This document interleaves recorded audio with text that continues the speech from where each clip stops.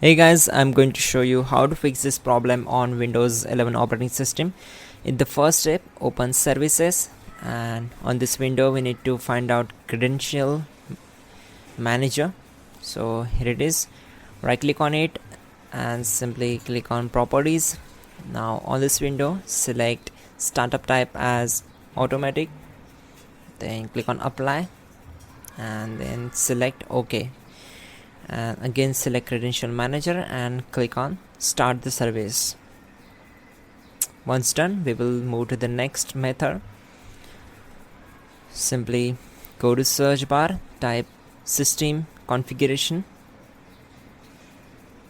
and click here to open it. Then go to services tab, check this box, hide all Microsoft services and select all these services and disable all. Now click on apply and then OK. After that, go to search bar and type here disk manager. On this window we need to simply update the driver. For that, just search for biometric devices. For example, this is biometric devices, and I will show you how to update the drivers.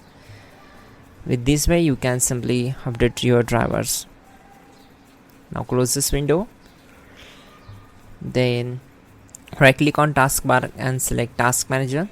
Now on this window click on run new task, then select browse button, go to this PC and open C drive, then open Windows folder, just scroll down and open it. In the Windows folder we need to find out system32 folder, just open it, then find out cmd.exe file, select it and click on open. Now check this box and this will be our main path. Now here we need to execute some commands carefully. Simply type in dism/online/cleanup image/restore health and hit enter to execute the command.